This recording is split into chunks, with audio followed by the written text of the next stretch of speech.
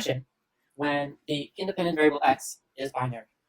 So sometimes our x is binary. What do we mean by binary? Well, binary means it takes on only two values. And typically we use 0 and 1. Some examples are the following.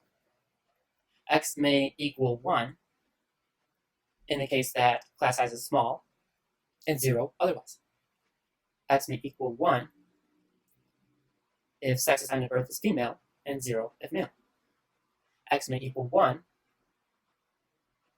if a patient is given an experimental drug, and 0 if not, say if given a placebo. Okay? And we are often thinking about treatment effects here. And we use these dummy variables to get at the treatment effects. Treatment effects or other kinds of differences between groups. So far, we've seen that beta 1 has been called a slope. But we're going to see that it doesn't make sense if x is binary. In the case where x is not binary, you have a plot of data, right? You have x and you have y. And you have a bunch of values of x and a bunch of values of y. Right? And so the domain of x occurs over a spectrum. It is continuous. And the line that best fits this has a slope. However, in the case that x is binary, does it look like our plot? Let's draw it.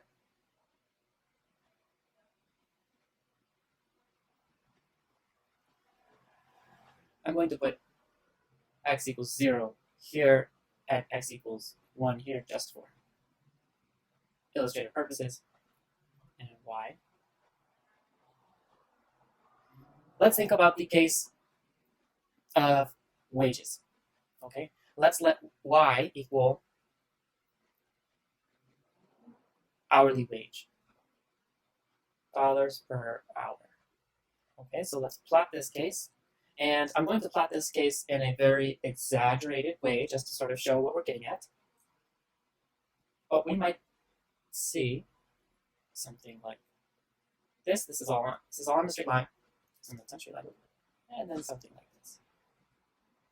And again, this is exaggerated because you would assume that you would see low values for everybody.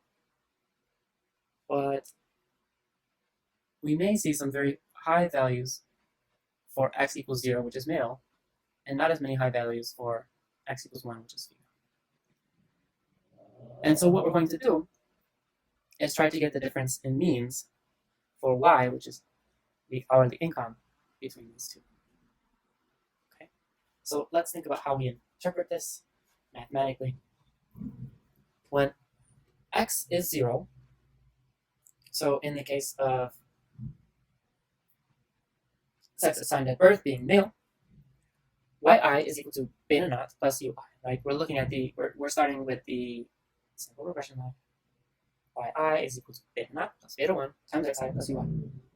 We have a binary regressor, xi is equal to 0 or 1. So if we plug in xi is equal to 0 in the sample regression line, then yi is equal to beta naught plus ui. Now the mean of yi is going to be beta naught. We've shown that previously. We can show it again. The expected value of yi, given that xi is equal to 0, is equal to beta naught. Right? And this comes from the expected value of y given x. We plug in that x is equal to 0, we get beta naught. Okay? So beta naught is equal to y bar for x equals 0. When x equals 1, then yi equals beta naught plus beta 1 plus ui. And the mean of y is beta naught plus beta 1. And we can show that again using our expected value function. The expected value of yi given xi equals 1 is equal to beta naught plus beta 1. So this is y bar for x equals 1. Now we can mathematically interpret the value of beta 1 by taking the difference of these expectations.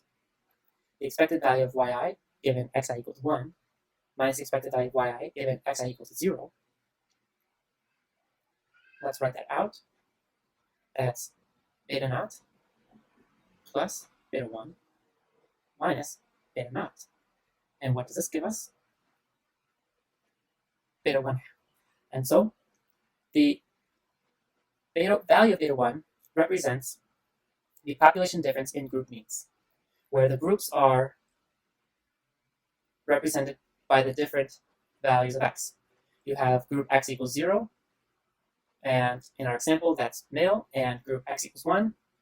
In this example, that's female. And so beta 1 represents the gender wage gap. Or if we're being more conscious here, the sex assigned birth wage gap. Okay? Let's look at a more concrete example. We are interpreting regressions with binary regressor. We have our sample regression line here. And we have that x is binary. So x is equal to 0 or 1. In this case, we're going to use di to represent the binary regressor. And we often use di to represent the binary regressor because we think of these binary regressors, we call them dummy variables. So the di is the dummy variable. And di, we're going to let di equal to 1 if the student-to-teacher ratio is less than or equal to 20. And we'll let di equal to 0 if the student-to-teacher ratio is greater than 20. So in effect, what we have here is a dummy variable that's equal to 1 if you have a low student-to-teacher ratio, and 0 if you have a high student-to-teacher ratio, where that student-to-teacher ratio is split at 20. Then we can run an OLS regression of test score on the dummy variable, and that regression gives us that the predicted test score, I think we should see a test score hat, I think that's what PowerPoint wants to give us here with this sigma, actually test score hat, is equal to 650 plus 7.4 times d. And we have our standard errors in parentheses. Recall that this 7.4, that's going to represent the difference in mean test score between the low student-to-teacher ratio group and the high student-to-teacher ratio group. So let's see this if in our tabulation of means. We have the small class size, which is, we should see this should be less than, right? Small class size or low student-to-teacher ratio. And then we have large class size for high student-to-teacher ratio. Let's look at the average score. The average score of the small class size is 657.4. The average score of the large class size is 650. The difference in the means, y small minus y large, is 657.4 minus 650, which gives us 7.4, which is our beta 1 hat. Okay, so using binary regression, the way that we interpret the coefficient on the dummy variable is that it represents the difference in means between the two groups, where one group is represented by di is equal to 1, and the other group is represented by di is equal to 0. Now the standard error is simply going to be the pooled variances between amongst the two groups. Okay, so we have the standard deviation of test scores for the small group, that's 19.4, and the standard deviation of test scores in the large class size is 17.9. Square those things to get your variances and then pool them. So you do your variance of small divided by the sample size of small plus the variance of large divided by the sample size of large. That's 19.4 squared divided by 238 plus 17.9 squared divided by 182. We take the square root of that whole thing, and that gives us a standard error of 1.8, which is what we would find if we ran that regression using Stata. Okay, so you can do both ways. Now, there are some important other assumptions when you are doing quasi-experimental analysis like this, where you have a treated group and a control group, or groups in where you're separating observations or observational units into groups, right? And one of those important assumptions is that we have random assignment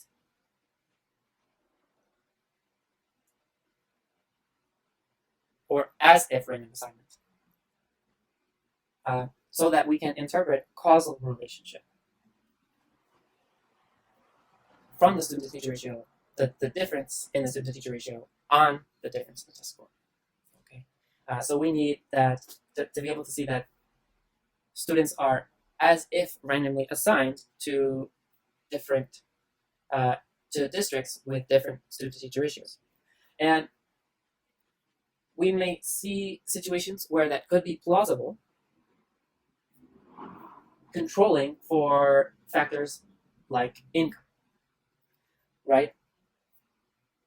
But income is certainly one of those things that we have been discussing that would influence the student-to-teacher ratio, because the median household income of a district reflects the amount of resources that a district would have to be able to hire more faculty and have a lower student-to-teacher ratio, but also additional things like other kinds of resources. And if you have students packed into an area which is higher income, they're not going to be randomly assigned, right? You don't randomly find yourself in Bel Air. That's not random. That doesn't happen randomly. But if you control for income and you control for all of these other kinds of things that could affect the student-to-teacher ratio, that could affect the test score, then we may be able to drill down.